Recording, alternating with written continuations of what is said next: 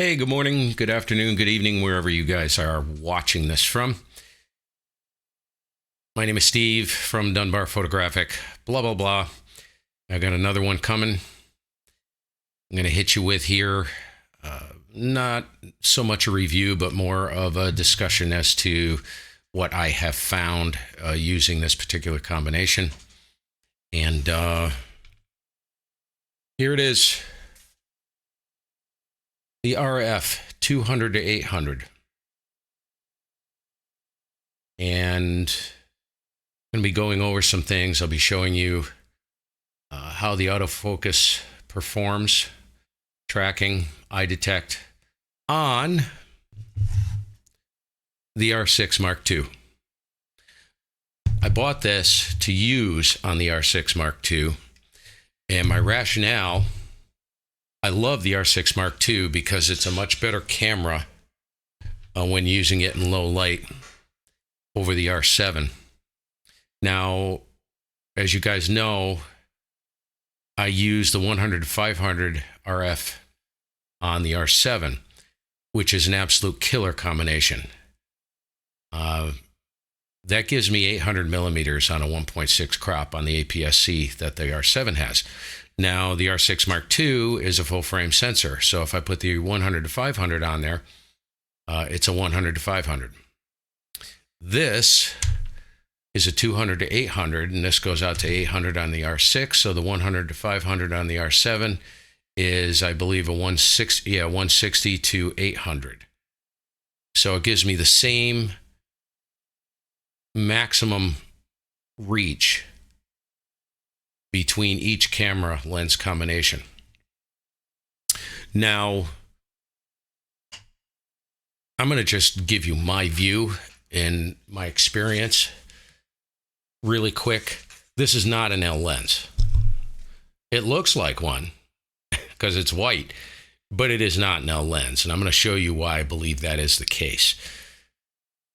This thing suffers in some aspects, a couple aspects, and one, it bothers me a little bit. It's not a deal breaker, but I will show you what I'm talking about coming up here. Two reasons.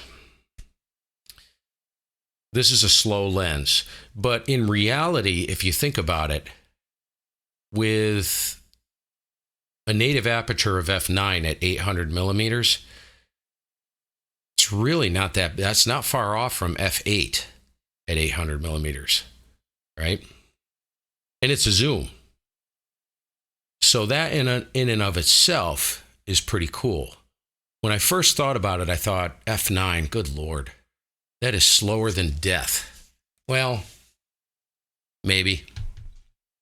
But you're also talking about a lens under $2,000. All right, if you want an 800 millimeter f5.6, if I wanted that, first of all, I wouldn't carry it around. No way. I'm out of that whole business of these massive primes.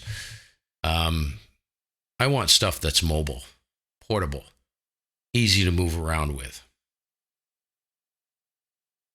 You know, I'd have to sell my house and maybe a car to buy one of those things. That's an exaggeration, but yeah, I'm not spending that kind of money on a lens. So, one thing I wanted to mention about this thing,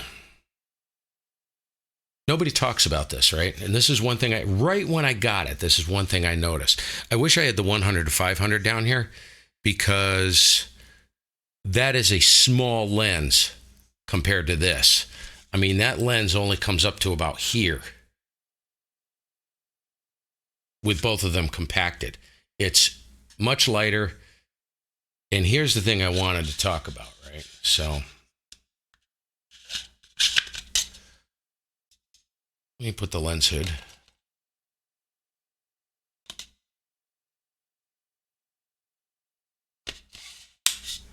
Okay. This is what I call the BWB, the big white bazooka. Yes, it is going to get camoed because if even the small songbirds I found see this, even in the blind, moving back and forth, this big white tube. By the way, this is about the ugliest lens I've ever seen. It is not a thing of beauty to me. But you got to camo this, right? So here's the one thing I wanted to talk about. When I first got this, I smacked it on the R6 and I zoomed it all. I can't even get it in a friggin' frame, right? This thing is huge. Now, keep in mind, objects in motion tend to stay in motion. And when you're hand holding this and you're trying to pan and go back and forth, you seen overshoot, right? See how it kind of goes? It's kind of difficult. I'm not holding it right, but it's kind of difficult to stop it. That's why I believe this is a gimbal lens. This lens is really meant to be on a gimbal. And that's how I primarily shoot it, is on a CANON PH10, which can easily handle that combination. It's not that heavy. I don't know what that thing weighs, maybe 4 pounds, 4.5 pounds. But the length of it is outrageous. Now, yeah, it's a 200-800. It's a massive focal range, right? Let's see, what else did I want to talk about? I'm not going to go into the functions and features on this lens. You can look that up, and there's plenty of reviews online, but I'm just sharing my experience with this dog. Another thing that may scare the wildlife, right? Because this thing looks like a bazooka. It's like a miniature bazooka. Take a projectile, stick it in the end of it. If I were a bird, I wouldn't stay anywhere around if I saw that thing, right? That's a joke. But you kind of get what I'm saying. Does not come, Canon, come on, you guys. Does not come with an Arca Swiss foot. So, get yourself an Arca Swiss plate, smack it on there.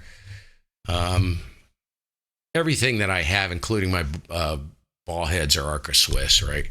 Gimbals, ball heads, they're all Arca Swiss. So I got to put a plate on. What's the big deal? Meh. It's just one more thing. I have a friend who's a machinist, and you know what it would take to machine this foot with an Arca Swiss groove? Nothing.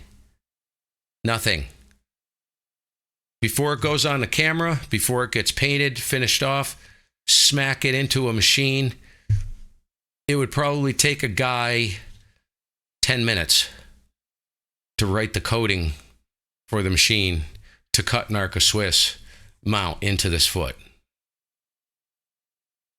Literally like 10 minutes of production time. Spank it in there, zzz, zzz, you're done. Finish it off, mount it to the barrel, and you're good to go. Canon, come on, you guys. Please, for the love of God. Anyways, and that's no joke. I've had him tell me the things that he does, and yeah, it would take nothing. I'm rambling. Sorry. Has a couple buttons on the barrel.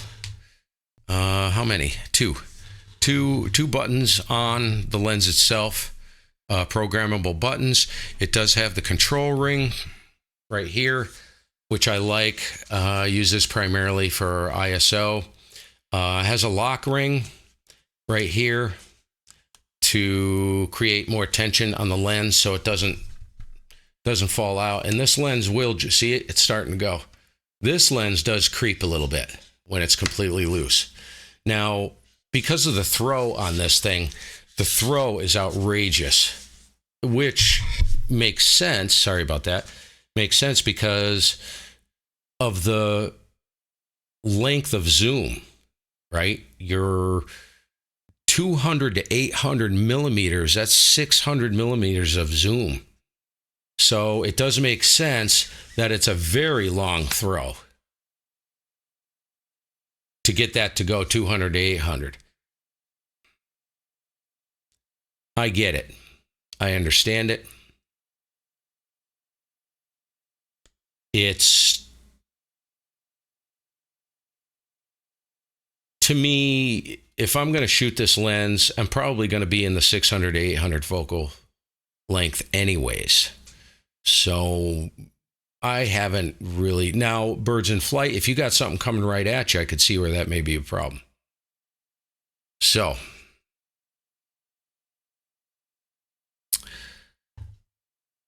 I think that's pretty much it. All I'm going to talk about regarding this guy when it comes to that stuff. We're going to get right into. I'm going to share my thoughts at the end, kind of wrap things up. But the big white bazooka, I'm going to first, the next phase of this, I'm going to show you the hit rate on the eye detection, autofocus tracking. And then we're going to get into looking at some image samples and talk about the dynamic range, the resolution of it, the contrast, the color rendition, saturation, stuff like that, and things that I've found. Some things are good, some things are bad.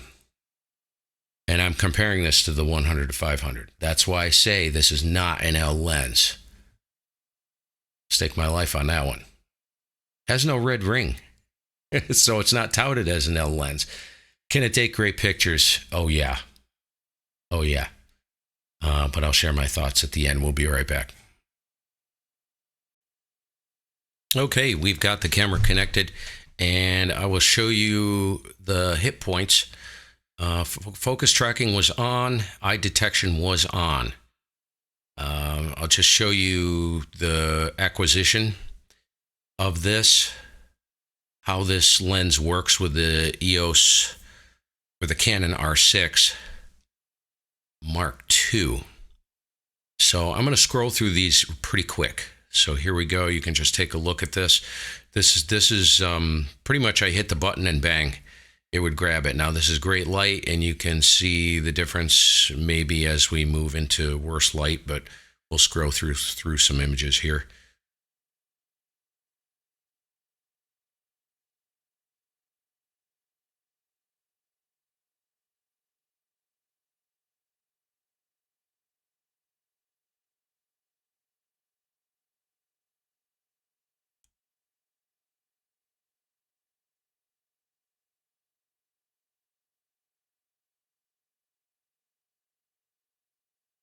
Miss.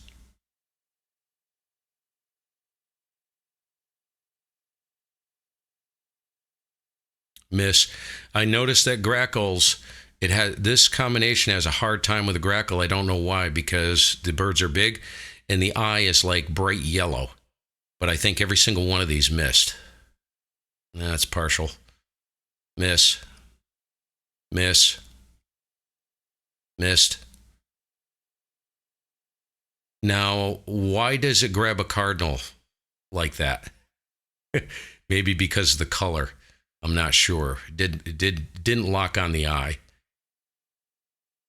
This is a lot of chaos going on there. I get it. Chaos. Total chaos.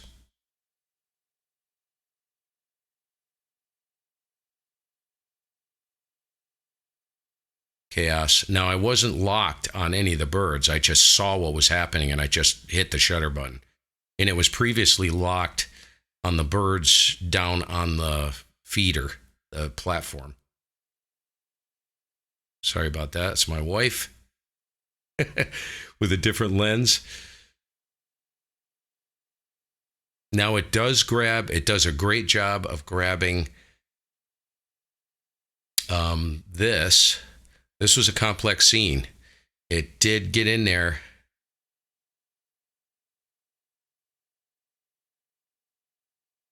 It'd get in there. Now, this is something I'm going to talk about, but we'll get into it later.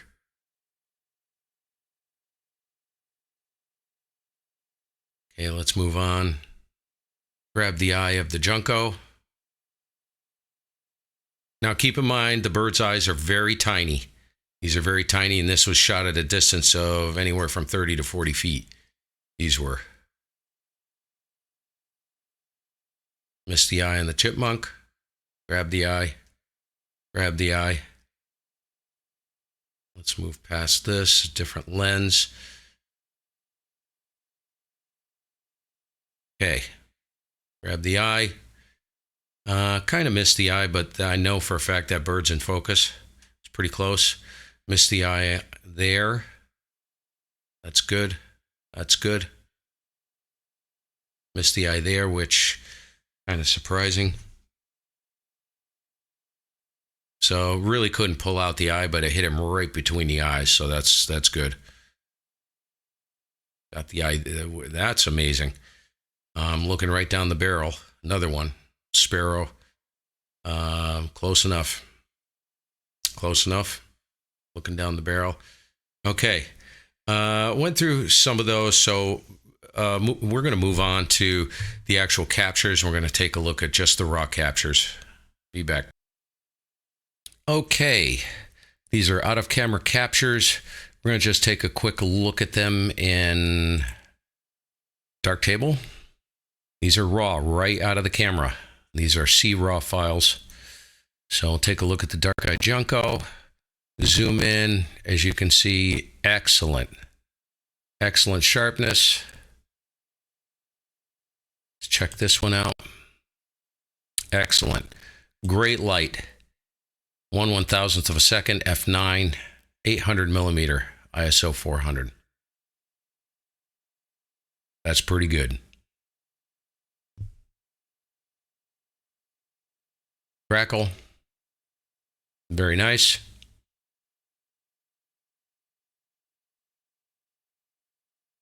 I think this is a starling, a European starling. Kind of subdued light. Tiny bit soft. May have pre-focused. Focus may have been, I think the focus was to grab focus down here. It's pretty dark. So what do we got? ISO 10,000 on that. Yeah, it was pretty dark. 6/40th of a second. See what the chippy's up to. ISO 16,000. Most of that is probably noise on the chipmunk. Look at another chipmunk. A little bit better ISO. Very dark. 1/800th f9. Looking at the whiskers. Right around here. Overall, a little soft.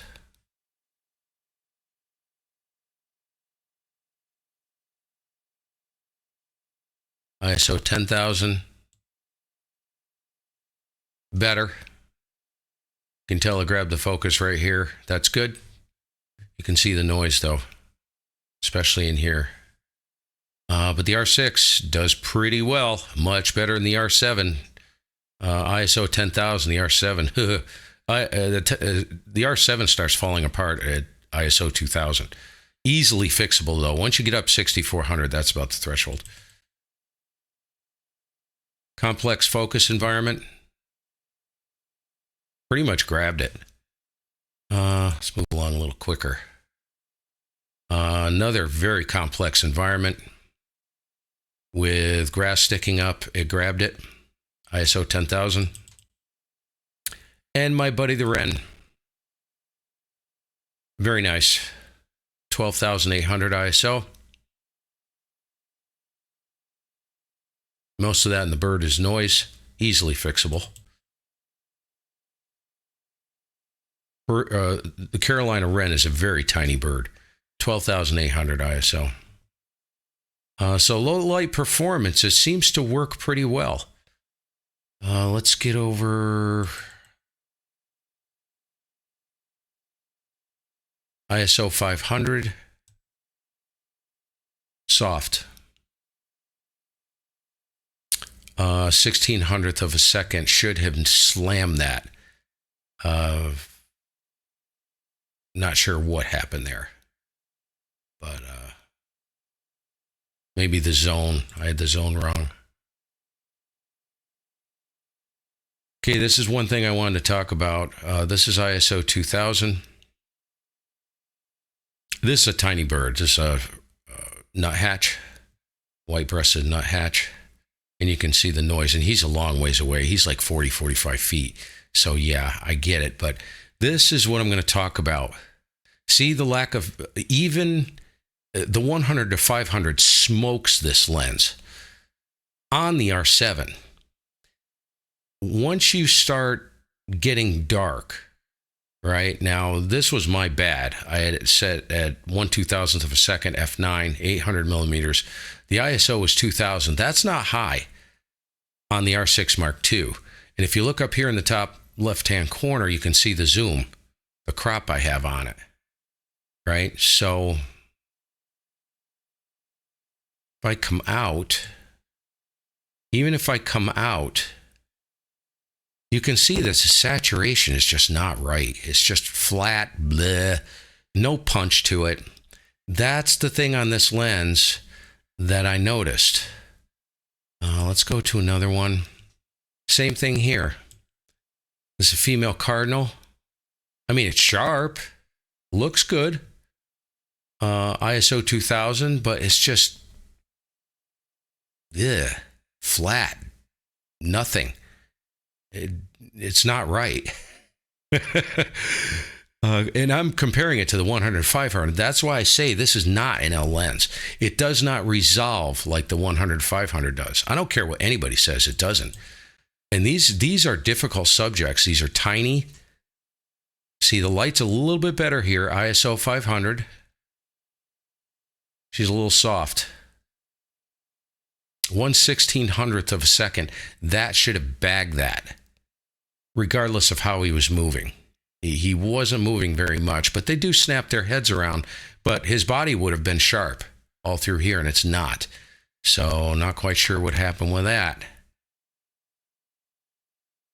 Okay, very complex situation. Grabbed focus. That looks pretty good. 640 ISO, 1/1600th of a second, soft. It's not right. It's not bad. I mean, these can be fixed in post, but you see how it's just, I don't know. ISO 5000, pretty noisy. Again, just not very punchy. Very soft. That's a disaster. He was probably swinging, and I was only at 640. Now, keep in mind, 640, this is 800 millimeters. Even with image stabilization, if your subject's moving, you're busted, right? If your subject is perfectly stationary, the stabilization is for the camera shake, the lens shake, camera movement. It's not for the subject movement. See, that pulled focus, but see how dull it is? Now let's look at, now this is in bright light. Look at that. Direct sunlight. That's wicked. That is absolutely wicked.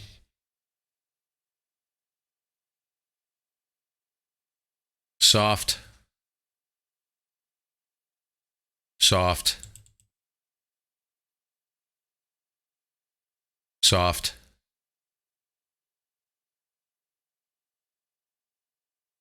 These are all no good. This was chaos at the feeder. Okay. That's one I showed you.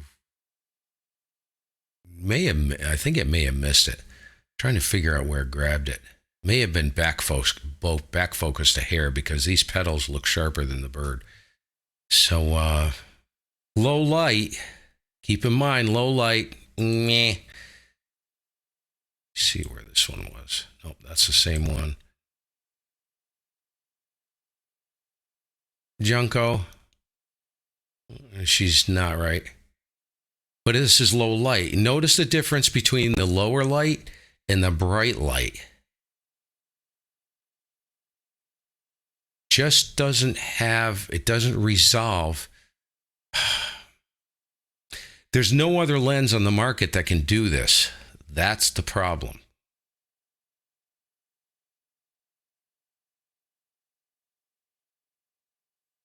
Scroll past my wonderful mom. See how once you get some good light on it, it looks better? See the woodpecker? It's much better light. That was at ISO 200, 1/800th f9, stretched out all the way to 800 millimeters.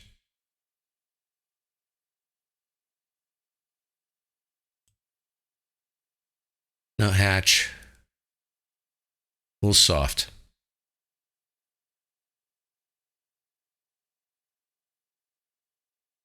Soft light, diffuse light, a little soft.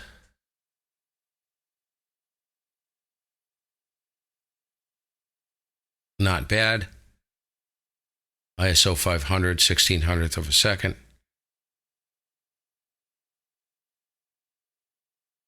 Pretty good. You can see it got him. This is out of focus. All of this is out of focus. So it got him. That's at ISO 1600, 2500th of a second. So it's not shutter speed. But you can tell it's just, they're very flat. Another one very flat. Workable.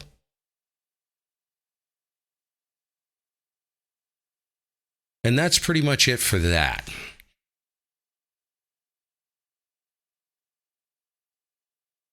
Okay. So just wanted to show you guys that. And I do have one. Let me see if I can find it.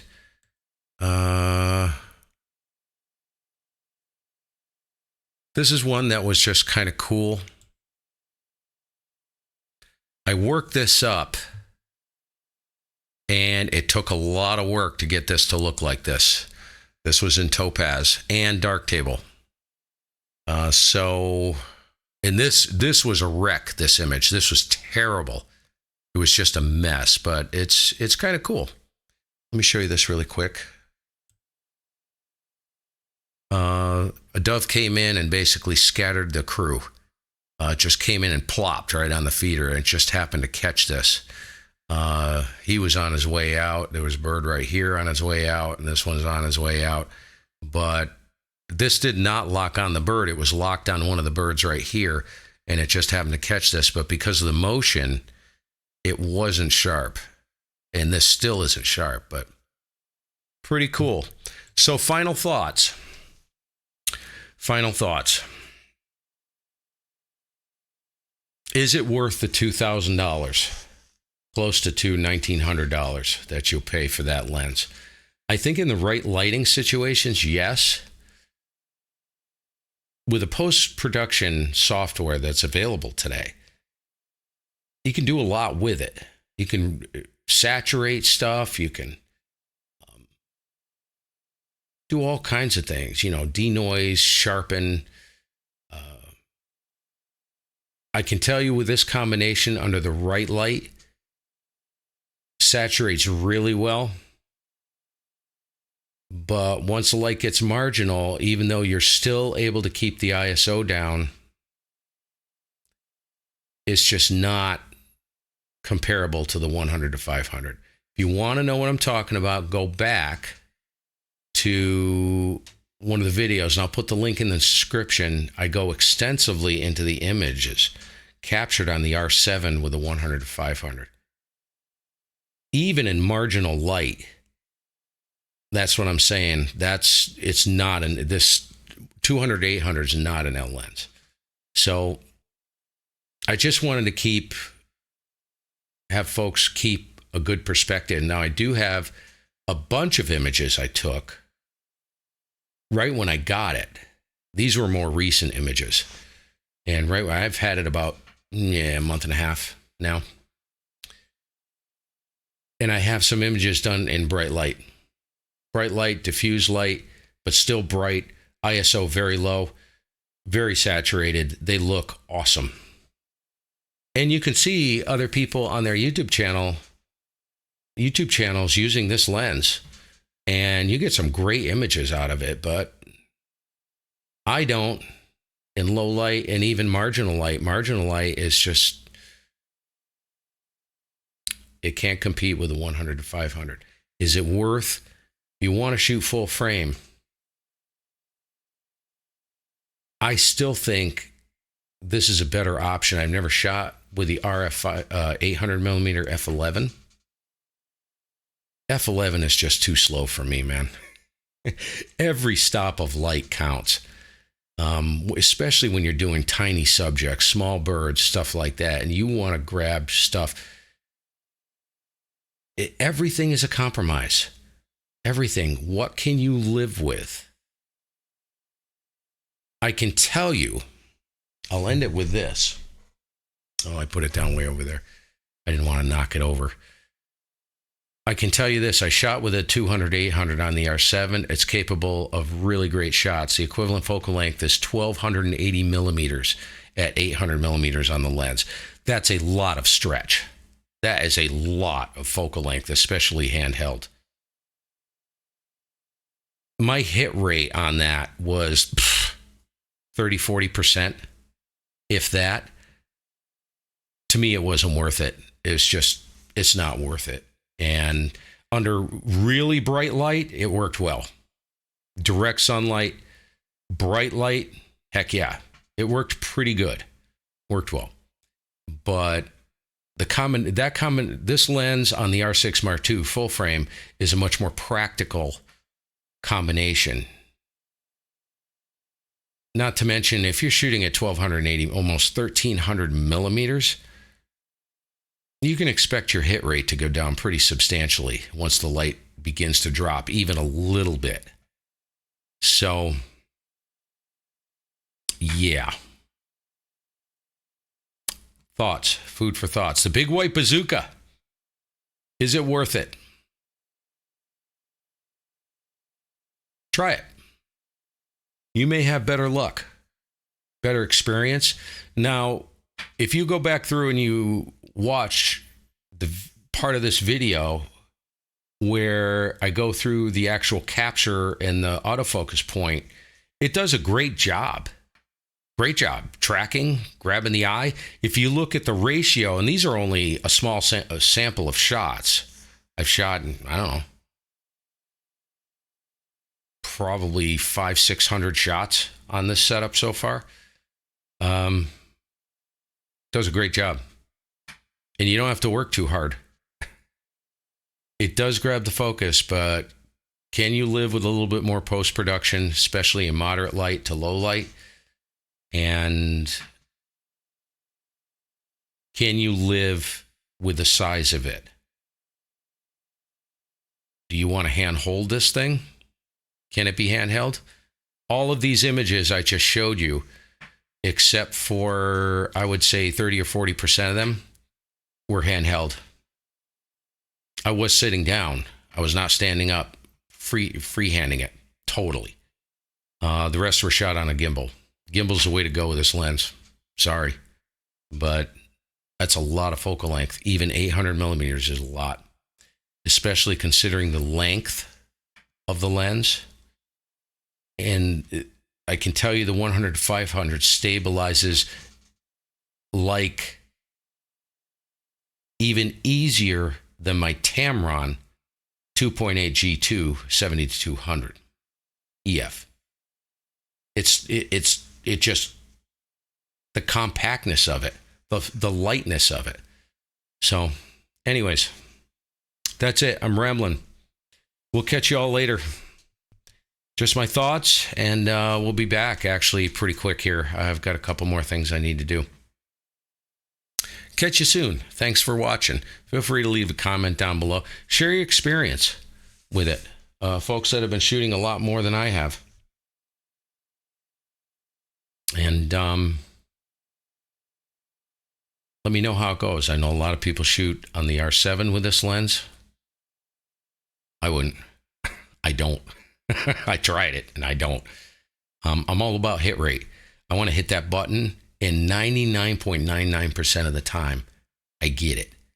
And on the R7 with the 100-500, with an 800 millimeter equivalent focal length, with a sensor, 99% of the shots I get. And that's pretty remarkable. This setup, no. I don't get that. So, maybe in the best light. Your call. Just wanted to show it. We'll see you later. Have a great day. We'll be back.